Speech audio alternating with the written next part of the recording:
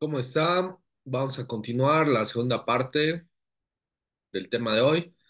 Les voy a pedir nuevamente que escriban su nombre completo para que quede en la grabación, ¿ok? Vamos a empezar a compartir.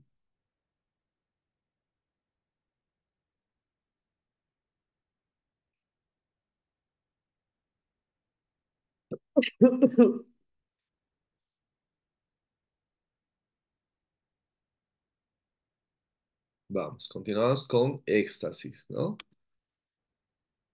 Empecemos. Entonces, éxtasis, también conocida como MDMA,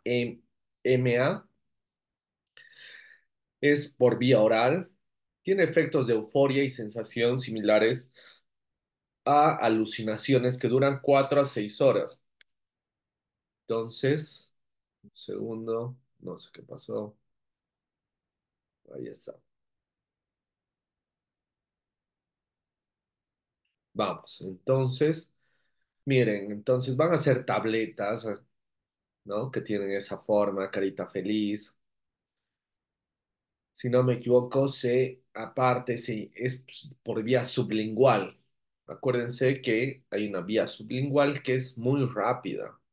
En algunos fármacos, por ejemplo, que requieren una vía de reabsorción más rápida que la vía digestiva. Acuérdense que la vía digestiva tarda un poco más porque tiene que pasar el estómago, duodeno, reabsorberse y tarda más de media hora para hacer efecto, cualquier fármaco normal.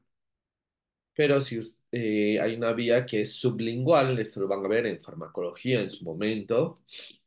Por ejemplo, y hay muchos fármacos, como cuál, ustedes preguntarán, el tramadol. Hay tramadol sublingual. Entonces, para evitar ese efecto del dolor, se adquiere por vía sublingual, tiene una reabsorción mucho más rápida. También el fármaco está diseñado para que sea de esa forma.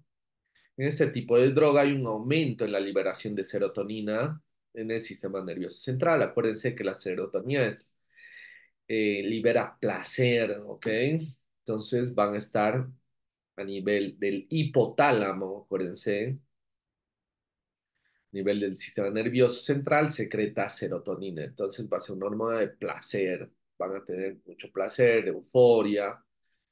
Y es como, acuérdense, es como comerse un chocolate, esa sensación que tienen al ingerir el chocolate, cuando, no sé, cuando llegan a su orgasmo las mujeres o eyaculan los hombres. Entonces tienen esa sensación única, placentera con ese tipo de droga. Entonces, el uso de MDMA reduce el número de terminaciones axonales serotoninérgicas y puede incrementar los efectos periféricos de la dopamina. Entonces, continuamos con la marihuana. La marihuana es la más frecuente, creo yo, porque es más visible a diferencia del resto. Entonces, vamos a un segundo. Entonces, recuerden que es a través de las hojas de la planta de cannabis sativa.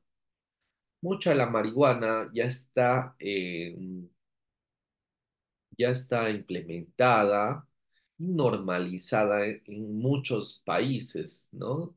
Más que todo a nivel europeo, en los bares se puede ingerir marihuana, ¿ok? Por ejemplo, en Budapest, ¿no? Entonces, muchas de las regiones europeas se puede administrar de manera legalizada. Obviamente, no en la calle, pero sí en bares.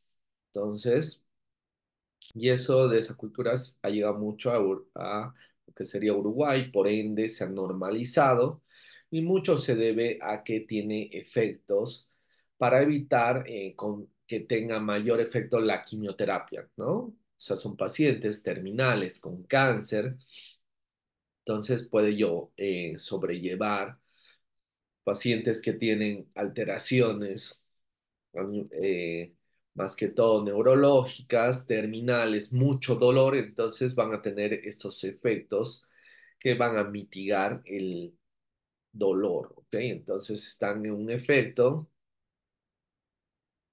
que ayuda en el tratamiento. Por ende, se está utilizando como marihuana de tipo medicinal, ¿no? Más que todo en niños también hemos visto mucho, que para que no les produzca esa sensación de dolor, porque imagínense, hemos visto, no sé si con ustedes, un sarcoma de Ewing, son pacientes, son niños, también el sarcoma, osteosarcoma, son en pacientes jóvenes, menos de 20 años.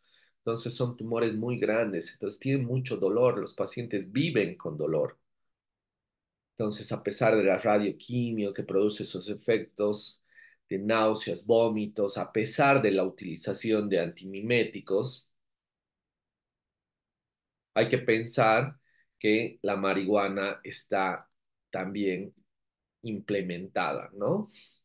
Es capaz de reducir el dolor en algunos trastornos crónicos. Muchos de los que les decía son cánceres terminales. El uso distorsiona la percepción sensitiva y deteriora la coordinación motora, incrementa la frecuencia cardíaca y la presión arterial. Entonces, va a haber una taquicardia como una hipertensión a nivel sistémico. Afecta el sistema respiratorio, produciendo laringitis, faringitis, bronquitis, tos hasta ronquera.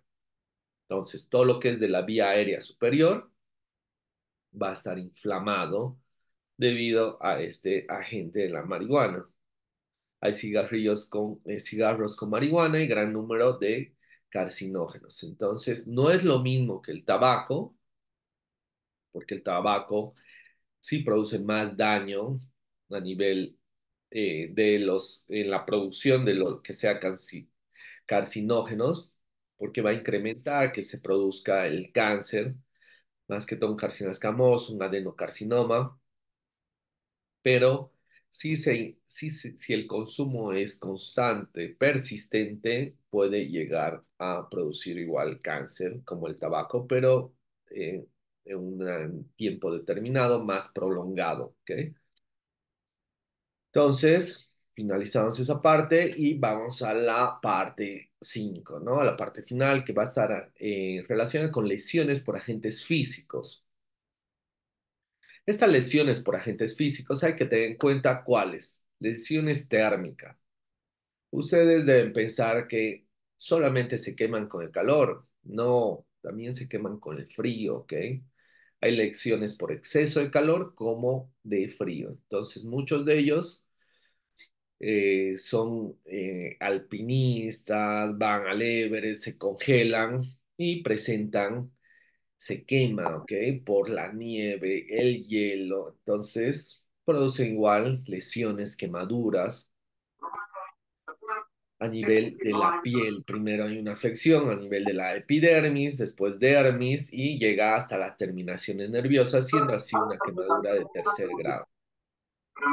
Entonces, la importancia clínica de las quemaduras por fuego dependen de qué, de la profundidad de la quemadura, del porcentaje de superficie afectada y de la posible lesión por inhalación de vapores calientes. Obviamente, si están quemando, va a producir mucho dióxido de carbono, entonces no van a tener un intercambio gaseoso adecuado en este tipo de pacientes. Entonces, acuérdense las capas de la piel, epidermis, dermis, hipodermis. Entonces, la primera grado va a estar afectada más que todo la epidermis, la de segundo grado va a estar afectada la epidermis y la dermis, y la tercera grado va a estar afectada ya la hipodermis. En la hipodermis van a estar los corpúsculos, van a estar receptores del dolor, de la sensación, de la presión, receptores. Entonces, todos estos van a estar afectados a nivel de la hipodermis. Entonces, como pueden apreciar, entonces en la primera normalmente se aprecia, ¿no? Puede ser una quemadura de primer grado, la de grado 2 ya es cuando salen ampollas, ¿ok? Hay ampollas de por medio. Por último, la de tercer grado ya es la más profunda. y hay una pérdida de la sensación, porque si no hay nervios, si todos los nervios están afectados, entonces va a haber una pérdida de la sensación a este nivel. Como les decía, puede haber diferentes grados, el primer grado, el segundo grado, el tercer grado, el primer grado es también conocido como A, segundo grado AB y el tercer grado es B.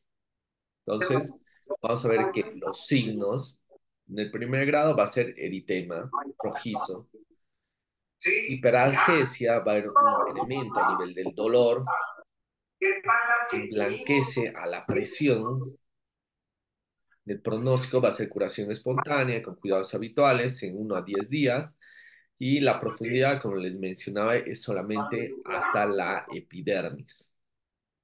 El claro ejemplo son las personas que toman, eh, son expuestas en la playa a la luz solar, entonces van a tener quemaduras si no tienen un protector solar adecuado.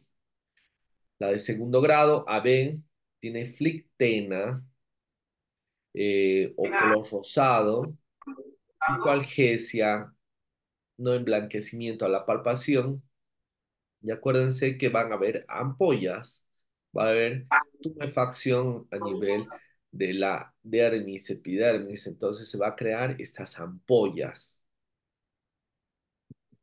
Piensen que muchas de las personas las revientan, entonces piensen que es una barrera. Entonces, si ustedes sacan las ampollas, su piel está descubierta.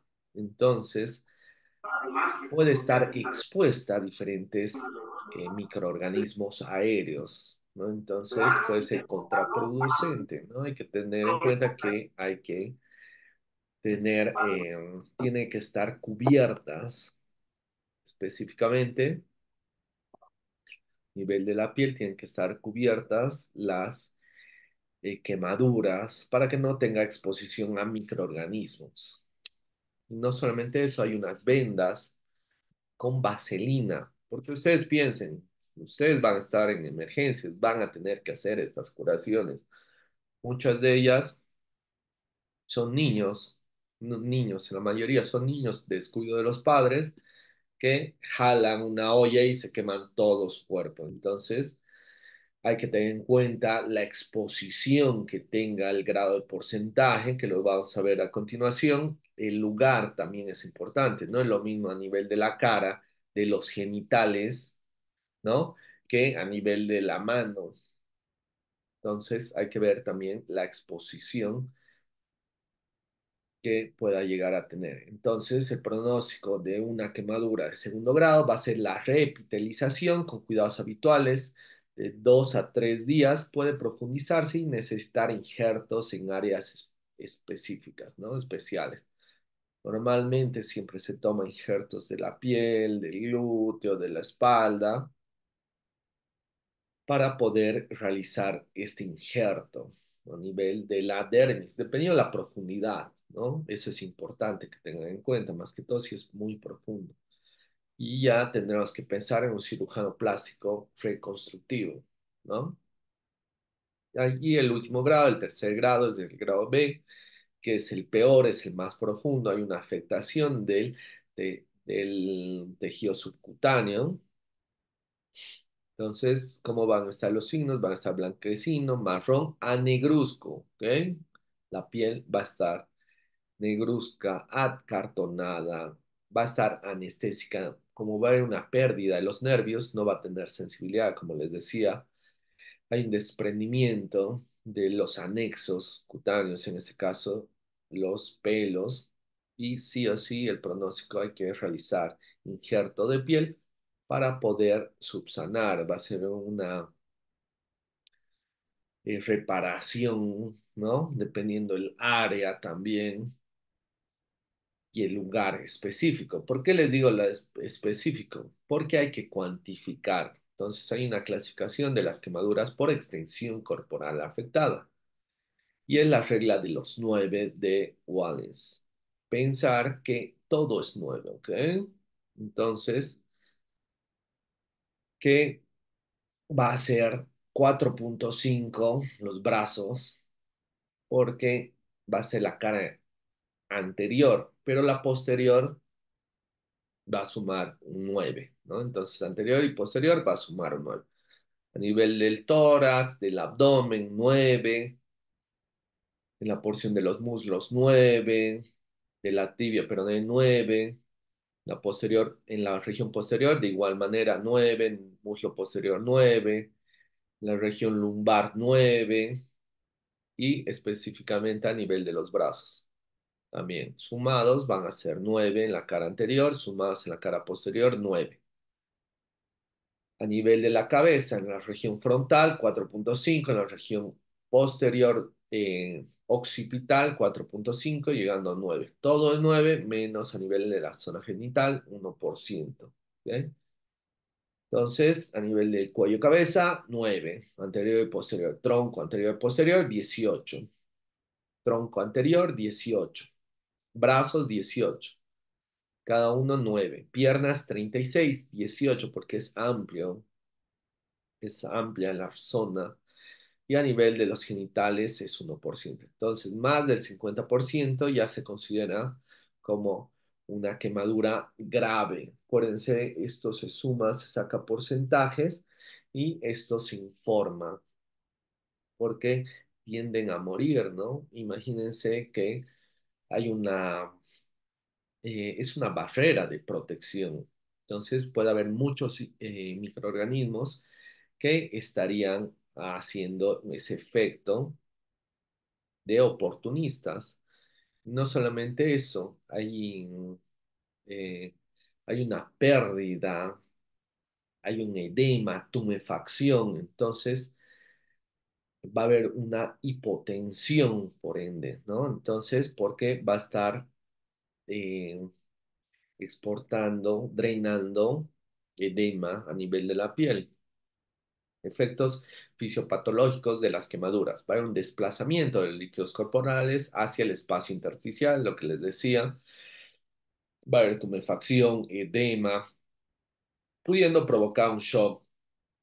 Como les decía, si hay una hipovolemia, hipotensión, va a haber un shock hipovolémico. Es uno de los tipos. Va a haber un edema generalizado, edema pulmonar, neumonitis por lesiones respiratorias, al inhalar vapores calientes y tóxicos, una sobreinfección bacteriana, desarrollo de un estado hipermetabólico, aumento del aporte nutricional. Entonces, eso hay que tener en cuenta, porque acuérdense que la piel es una barrera, es protección para nuestro organismo. Siguiente, hay que pensar golpe de calor, ¿no? Entonces, temperaturas ambientales altas y húmedas elevadas pueden dar este golpe de calor. Entonces, están, por ejemplo, se van a la angostura y no hay ni un árbol. Entonces, están expuestos de manera constante al sol. Entonces, van a empezar con lo que sería una hipotensión, su presión arterial va a estar disminuida. Piensen también lugares, por ejemplo, en Santa Cruz, en verano llega a 42 fácil, y en otros lugares, ¿no? Por ejemplo, Brasil, hay que tener en cuenta fallo de los mecanismos termorreguladores, cesa el sudor, ¿no? Porque va a ser el sudor va a ayudar a compensar, a ser un termorregulador. De esa manera, trata de equilibrar. La temperatura central aumenta, miren, entre 40 y 45 grados centígrados, llamado también una hipertermia. Entonces, hiper aumento, termia, temperatura. Entonces, 45 grados centígrados. Va a haber una vasodilatación periférica, lo que ocasiona un descenso de la tensión arterial. Lo que les decía, va a haber una hipotensión, va a provocar arritmias, coagulación intravascular diseminada en el peor de los casos, ¿no? Porque normalmente empiezan como debilidad, tienden a desmayarse, pérdida pérdida de fuerza, entonces, ¿y cuáles van a ser los pacientes que van a tener más riesgo a predisponer este golpe de calor? Van a ser los ancianos y los niños, ¿no? Entonces, va a haber una pérdida y eso se debe a su piel, a la extensión de los niños también. La extensión corporal es pequeña, entonces va a estar afectada y en los ancianos, en los ancianos es la piel que va a estar, no va a ser turgente, va a tener una pérdida mayor en el sudor, ¿no? Entonces va a tener una hipotensión más prematura. Y vamos a hablar de la hipotermia. Hipertermia, hipotermia. Por exposición prolongada, bajas temperaturas, empieza con temperaturas corporales menos de 35 grados centígrados a 32,2 grados centígrados. Acuérdense que lo normal, siempre tienen que saber lo normal, es 37, ¿ok? Puede ser 37,5, ¿no? Más menos 0,5. Entonces, más de eso ya es febrícula, y más de eso es fiebre, menos de eso igual. En este caso es 35 grados centígrados para que sea hipotermia a 32,2 grados centígrados, que se produce una pérdida del estado de la conciencia, bradicardia, entonces el corazón va a disminuir su frecuencia cardíaca, produciendo así una fibrilación auricular. También llama pie de trinchera, frecuente en indigentes y en personas atrapadas en la nieve. Piensen que eh, más que todo en esta época que viene de invierno hay muchos indigentes en la calle, ¿no? Entonces, muchos de ellos, acuérdense, son ancianos, entonces tienden a, eh, si son ancianos, obviamente van a tener una pérdida de la masa muscular normal. Entonces, si no tienen músculos tan débiles, no van a tener esa capacidad térmica para poder que sea regular, para que pueda regular, ¿no? Entonces, siempre van a tener una disminución de la masa corporal, por eso están más abrigados, los abuelitos siempre tienen frío, porque no tienen la misma masa muscular que una persona joven. Y peor si está expuesta a estas condiciones climáticas. Entonces hay que tener mucho de empatía, hay que hacer campañas. En San Simón hacen chocolatadas, ¿no? Muchas de las fraternidades realizan chocolatadas y dan abrigos, abrigos a los más necesitados. Eso podríamos hacer. Voy a plantear esa idea, ¿no? Para las personas que más lo requieran, podemos donar ropa, ¿no? Ropa, colcha y hacer una chocolatada, ¿no? No es de mucha inversión. No hay que tener una buena predisposición y listo. Vamos, lesiones por electricidad. Tenemos 10 minutos antes de que finalice la clase.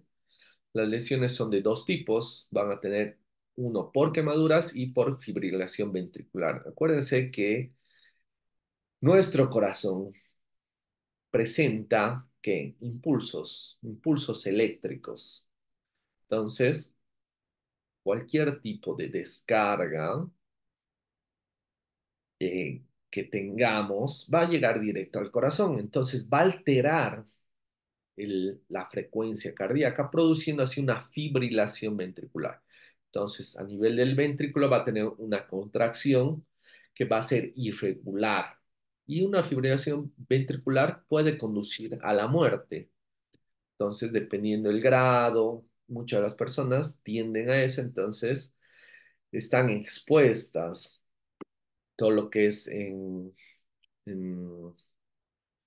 en el trabajo, a nivel de los postes de luz, a nivel de los caminos, dependiendo la carga, pueden llegar a muerte porque hacen un medio de anclaje a través del cuerpo hacia tierra, entonces atraviesa todo el cuerpo y por ende llega al corazón, ¿no?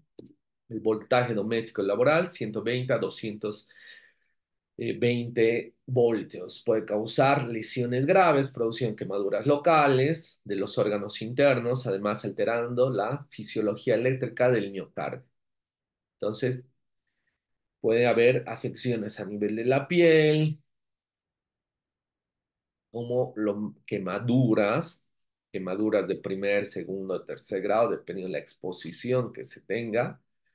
Afección a órganos internos porque atraviesa la mayoría de ellos y el más importante es el corazón. Acuérdense que es vital el corazón porque altera el impulso cardíaco, ¿no?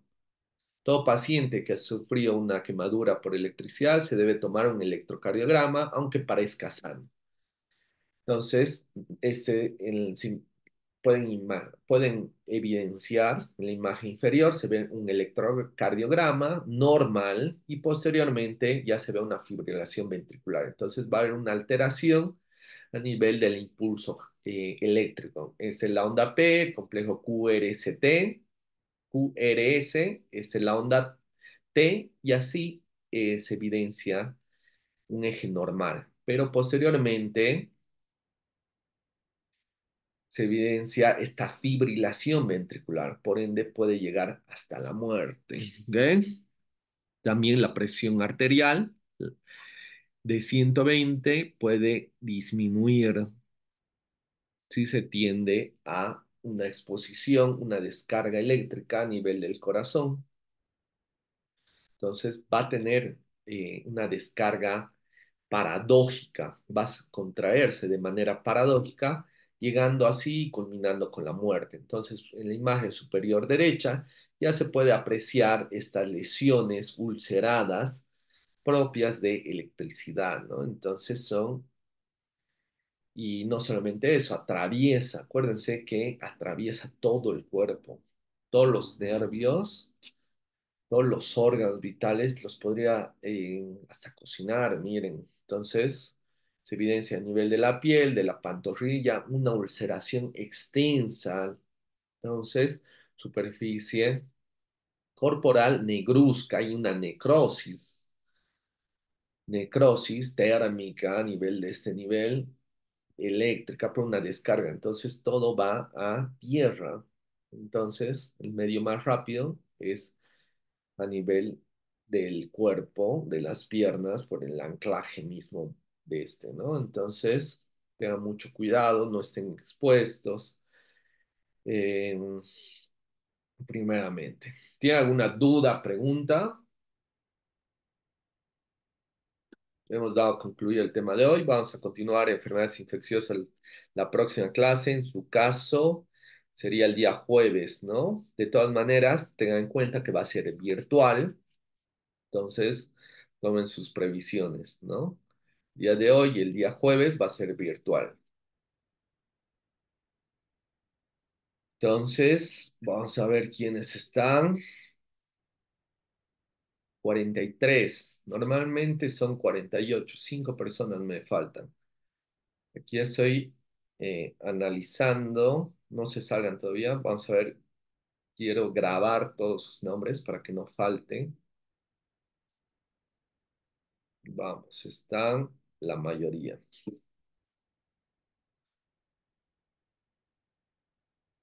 Mm, sí, están. ¿Ok? Entonces, si no hay más, ¿tiene alguna duda, preguntas? Si no hay más preguntas, damos por finalizado la clase de hoy y nos veríamos el día jueves con ustedes. Muchos de ustedes tienen práctica el día miércoles y estaríamos viendo láminas. ¿Cuáles? Vamos a hablar un poco de carcinoma de vejiga. Acuérdense que el cigarrillo predispone al cáncer de vejiga. Ya hemos visto a nivel del pulmón las alteraciones de enfisemas, ¿no? Cáncer pulmonar. Ahora vamos a ver cirrosis. Vamos a ver una cirrosis biliar primaria, más que todo cirrosis por estas enfermedades alcohólicas, ¿no? Que es la fase terminal a nivel del hígado, a nivel de la microscopía vamos a evidenciar eso. ¿Qué más? Y riñón.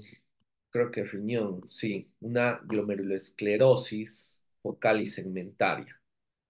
Entonces, esas son las láminas que están estipuladas para esta semana a nivel de la práctica y en la teórica el día jueves. Ya saben, con el grupo viernes, como va a haber feriado el día 21, probablemente demos examen el viernes. ¿Ok? Entonces estudien. Esto no es de ahora, es hecho el día jueves pasado. Entonces, nos vemos. Creo que eso sería todo. ¿Tiene alguna duda, pregunta? No, Ninguna, doctor. ninguna. No, doc. Entonces, damos por finalizado. Hasta luego, que tengan un buen día. Hasta luego, Doc. Se cuidan. Nos vemos en prácticas, Hasta chicos. luego, doctor. Hasta luego, Doc. Se cuida. Luego, Doc. Chao, Kevin. Chao, chao, Doc. Hasta luego, doc.